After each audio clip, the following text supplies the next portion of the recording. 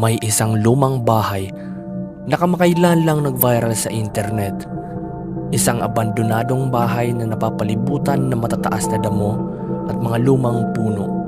Sa unang tingin, mukha lang itong ordinaryong lumang bahay na pinabayaan na ng panahon. Sirang bubong, kupas na pintura at mga bintanang halos hindi na maayos. Pero dahil sa isang larawan na kumalat online, maraming netizens ang napatanong, ano kaya ang tunay na kwento sa likod ng bahay na ito? Habang kumakalat ang larawan, nagsimula ring kumalat ang iba't ibang haka-haka sa social media. May ilang nagsasabing na ang bahay na ito ay may koneksyon daw sa isang madilim na pangyayari noong nakaraan. May iba pa nga naglalabas ng impormasyon na di umano'y may nangyaring karumal-dumal na krimen dito. Parang isang massacre o isang lugar kung saan may naganap na matinding karahasan.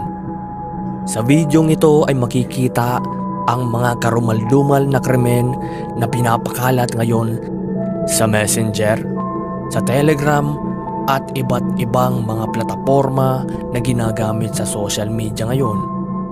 Ito ang video na pinapakalat. Panoorin niyo.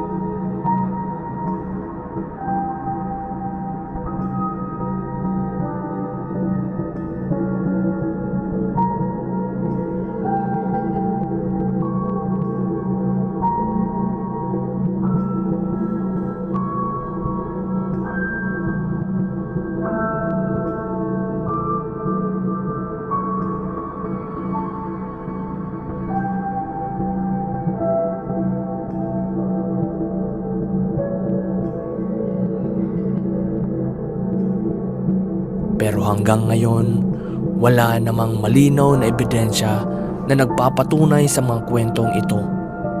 Posible na ang karamihan sa mga sinasabi